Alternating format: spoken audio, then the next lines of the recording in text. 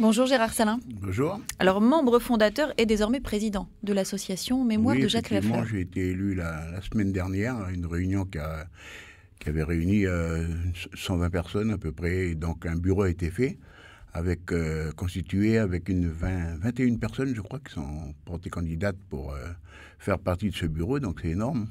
Et j'ai été élu président et demain soir, on va élire le reste du bureau. Mémoire de Jacques Lafleur, c'est donc une toute nouvelle association. Elle a été créée il y a à peine 15 jours. En cette nouvelle année référendaire, est-ce qu'il est facile de se revendiquer alors de l'héritage, de la mémoire de Jacques Lafleur? Oui, pas de l'héritage, de la mémoire. De la mémoire. Oui, je crois que c'est important. C'est important de rappeler ce que Jacques Lafleur, perpétuer sa mémoire, la faire vivre, parce que je crois que beaucoup de gens oublient un peu ce qui a été fait par Jacques Lafleur sur le territoire. Le côté politique, cette fameuse soigneuse de Main, les accords de Matignon, etc. Mais aussi sur le monde économique, où il a fait beaucoup aussi, en construisant notamment des hôtels, le surf, les 2 méridiennes, Ouméa et Île des Pins, le golfe de Tina. Il a fait cette fameuse radio RRB, c'est lui qui l'a faite quand des temps qui étaient très durs, les événements, pour défendre faire entendre la voix plutôt des loyalistes. Et puis, il a quand même cédé ses parts aux indépendantistes pour tenir une parole. Moi, j'ai vécu ces moments-là avec lui. C'était des moments très durs parce que se séparer d'une mine que son père avait construite. Là, on parle de Wako. De Wako, oui, la mine de Wako. Et donc, pour tenir sa parole qu'il avait faite à Jean-Marie Tjibaou, il a été jusqu'au bout à céder sa mine aux indépendantistes pour qu'ils puissent rentrer dans le monde économique, et c'est bien de le rappeler aussi. On connaît effectivement surtout, on se souvient en tout cas surtout de l'homme politique. C'était aussi finalement un businessman, un stratège. Ouais, un visionnaire déjà. Un visionnaire et puis très stratège, oui, qui allait très vite dans ses idées et ses décisions. Je me rappelle que les politiques avaient des difficultés à le suivre parce que c'est un gars qui allait très vite dans ses réflexions. Et donc, voilà, je crois que c'est un grand homme, mais avec ses dérives. Il en a eu aussi des erreurs, mais voilà, quel homme politique ne fait pas d'erreur? Et je crois qu'il fallait, la mémoire de Jean-Marie Tjibaou est rappelée souvent, pas celle de Jacques Lafleur, et c'est ce qui m'a interpellé. Je pensais que les politiques qui avaient travaillé avec lui allaient le faire. Ça n'a pas été fait, donc j'ai lancé l'idée l'année dernière. Mais à cause de beaucoup de choses, on n'a pas pu concrétiser. Donc voilà, c'est cette année qui tombe dans l'année référendaire, malheureusement. Mais bon, c'est pas très important, je crois. Alors, qui est une année référendaire, Jacques Lafleur qui était un homme politique, et pourtant c'est une association qui se veut apolitique. Est-ce que c'est possible, réellement, de rester apolitique en portant la mémoire d'un tel homme? Oui, je pense que de toute façon, il le faut. Il faut que ça soit complètement apolitique, sans couleur politique. Et d'ailleurs, j'ai eu pas mal de coups de fil de Mélanésiens qui m'ont félicité pour cette prise de position, qui ont dit qu'ils allaient adhérer. Il y en a je crois que demain, il y en a 1 ou 2 qui viennent là. Et donc, on ne fait pas attention, même s'il y a des indépendantistes qui ont salué la mémoire de Jacques Lafleur, il faut qu'ils viennent. Moi, je me rappelle que Jacques Lafleur aimait profondément les Calédoniens, donc qu'ils soient mélanésiens, walisiens ou calédoniens. Et il a rendu service à beaucoup de personnes. Et donc, voilà, je crois qu'il n'y a pas, sans regarder la couleur politique, justement, il a rendu des services. Donc, je crois que les gens, enfin les anciens surtout, s'en souviennent, et je crois qu'ils vont venir adhérer, ouais. À 7h06. Je rappelle que ce matin, nous sommes avec Gérard Salin, le membre fondateur et président de l'association Mémoire de Jacques Lafleur. Le standard est ouvert. Vous pouvez dès à présent poser toutes vos questions au 258. Anne-Claire Lévesque. Gérard Salin, l'association Mémoire de Jacques Lafleur a plusieurs objectifs. Vous en avez déjà fait état, notamment renommer, si possible, l'aéroport de Tontouta. Oui, ce Pourquoi? sera notre première intervention. C'est une intervention qui avait été faite. Je disais tout à l'heure que Jean-Marie Tjibaou, sa mémoire est souvent rappelée. Donc il y a un centre Jean-Marie Tjibaou qui est très important. Et c'est très bien. Hein.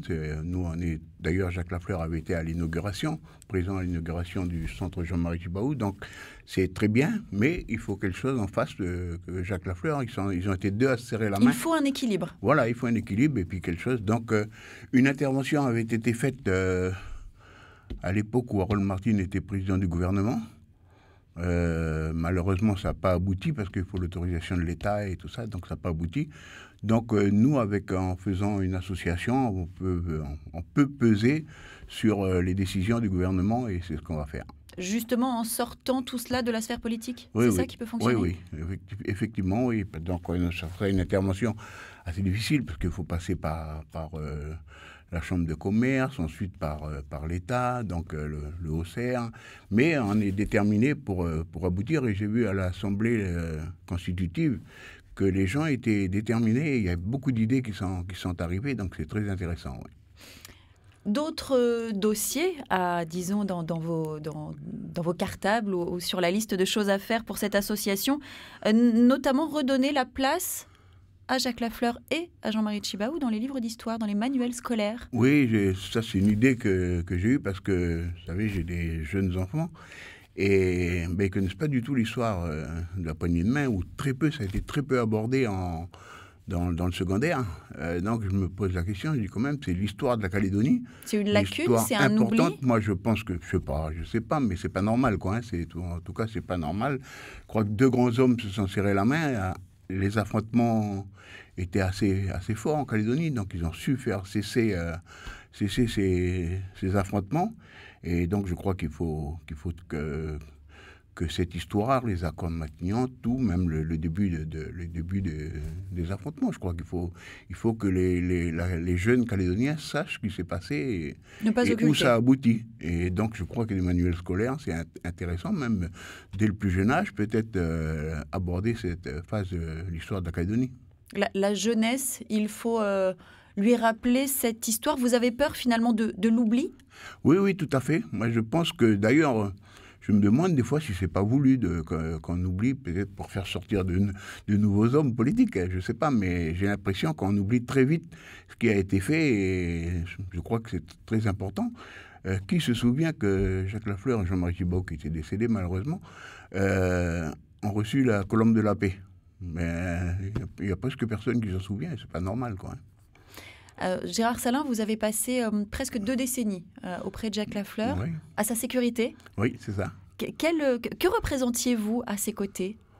Je ne sais pas ce que je représentais, mais je crois que je faisais un peu partie de la famille parce que Jacques Lafleur était un peu possessif et tout ce qui était proche de lui, ça lui appartenait. Donc, je vais dire ça, que je suis resté très lié avec ses enfants et donc voilà, je faisais un peu partie de la famille, comme d'autres d'ailleurs, hein, pas que moi, d'autres qui ont partagé sa sécurité. Ouais. Alors vous dites effectivement un grand homme, mais vous soulignez d'autres aspects de sa personnalité. On le dit aussi, on le disait, assez autoritaire. Ah oui, il était très autoritaire même. Il n'aimait pas qu'on fasse les choses à moitié, quoi. Donc ça a été des moments durs avec les politiques, avec son entourage.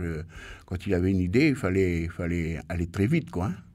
Et donc, c'est autoritaire, mais quand même, ça a servi parce que finalement, on voit maintenant ce qui se passe, c'est pas florissant, quoi. Et il faut l'assumer aussi, finalement. Voilà, exactement, oui. On se dirige du côté du standard pour accueillir Casimir. Bonjour Casimir, vous avez une question à poser, on vous écoute. Oui, bonjour Monsieur Salin. Bonjour. En fait, c'est pas vraiment une question, c'est juste pour intervenir. C'est pour saluer votre initiative, hein. C'est une grande initiative et je salue.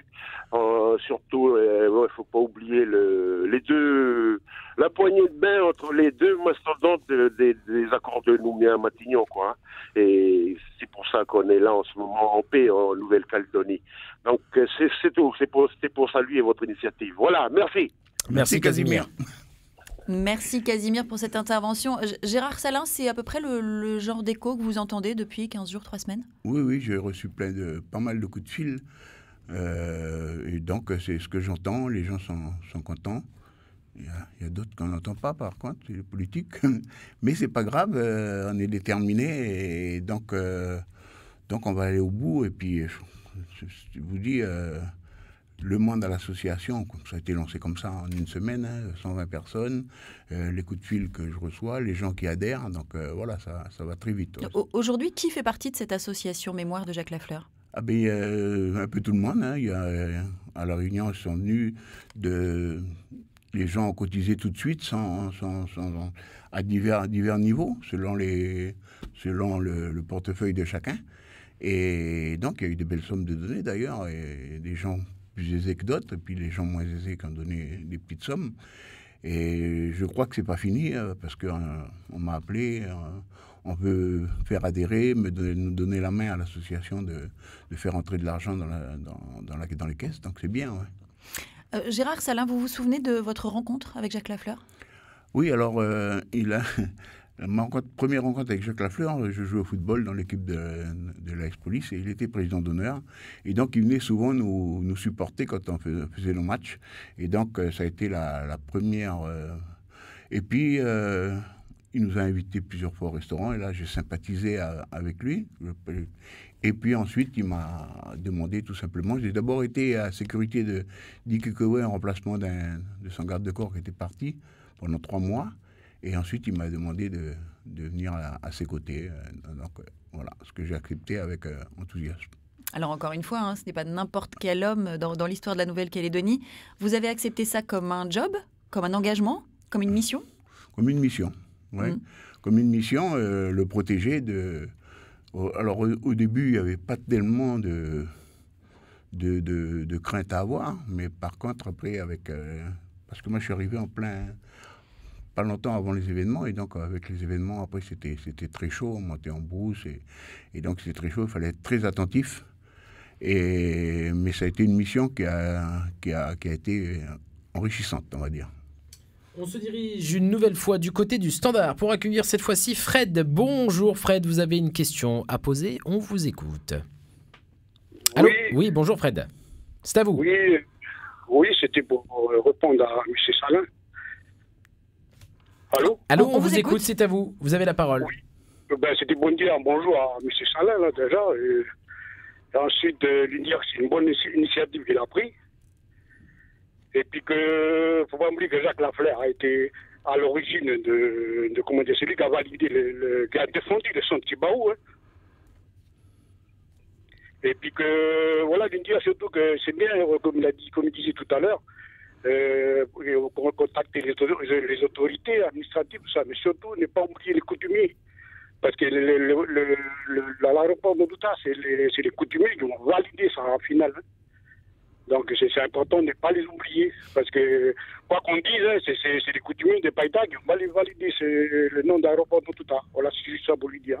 Merci beaucoup. Merci Fred. Merci. Merci Fred pour la remarque. Gérard Salin, avec les coutumiers, finalement, le rapport est bon et parler de Jacques Lafleur. Alors les coutumiers, c'est facile de dire ça au sens large, hein, mais par exemple, autour de ce dossier de la Tontouta, le dialogue est engagé? Non, pas encore, parce qu'on attend que l'association soit montée, mais on le fera avec plaisir. Je connais bien le grand chef de Païta, donc il n'y a pas de souci. On va aller le voir, on va lui faire le geste coutumier. Je ne crois pas qu'il y ait de problème. On l'a déjà fait pour côté sportif et ça a été bien accepté. Là, je crois qu'il n'y aura pas de problème parce que tous ces gens ont beaucoup partagé avec Jacques Lafleur à l'époque. Donc, je ne pense pas qu'il y aurait de problème. On parlait de vos années d'expérience et de mission auprès de Jacques Lafleur. Il y a 1, 2, 3 anecdotes qui vous ont particulièrement marqué. Des moments de vie, j'imagine qu'il y en a plus que ça en 17 ans. Mais... Oui, il y a... D'abord, je vais parler de la semaine qui a précédé l'attaque de la grotte d'Ouvéa. Et tous ces gens-là étaient sur la rue de l'Alma et avaient bloqué la circulation pour manifester. Et on s'est rendu compte après que ces mêmes gens étaient sur la grotte d'Ouvéa. Donc ça a été un moment très fort parce qu'il y a eu il y avait Yowene aussi qui était là, qui essayait de calmer les troupes, et Jacques Lafleur qui discutait, donc c'était très chaud.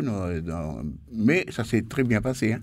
Mais on a appris une semaine après que c'était les mêmes gens qui étaient sur la grotte d'Ouvéa, donc ça interpelle. Et puis après, les deux moments les plus forts, je crois que c'est que ça, l'histoire, il faut qu'elle s'en souvienne aussi. Jacques Lafleur avait une propriété en métropole et avec les événements, il a dû s'en séparer. Et j'ai vu Jacques Lafleur souffrir parce que c'est quelque chose qu'il voulait léguer à ses enfants et il a été obligé de vendre pour assumer tout ce qui se passait en Calédonie, quoi, les dépenses. Et la deuxième chose, c'est cette séparation de sa mine. Et pendant une semaine, je l'ai vu vraiment, vraiment très mal. En plus, mal de se séparer de quelque chose de familial. C'était un héritage. Un héritage de son père, et quelque chose qu'il avait légué parce que c'est son fils, Pascal, qui commençait à prendre la direction de la société. Donc, je l'ai vu vraiment très mal, et ça a été pour lui un grand moment, des moments difficiles pour lui et son fils. Gérard Salin, pour conclure, comment suivre les avancées, les actualités de cette association ? Alors, on va se réunir demain, on va faire une page Facebook certainement, et puis peut-être un site, je ne sais pas, on va voir. Il y a des jeunes qui sont rentrés, ils sont très habiles là-dedans, donc on va s'en servir. Et je crois qu'on va lancer un peu, dès que ce sera possible, on lancera toutes les informations nécessaires pour que les gens puissent adhérer à l'association. Gérard Salin, vous êtes membre fondateur et président de l'association Mémoire de Jacques Lafleur. Merci d'avoir été notre invité. C'est moi qui vous remercie de m'avoir invité. C'était l'invité de la matinale sur la première.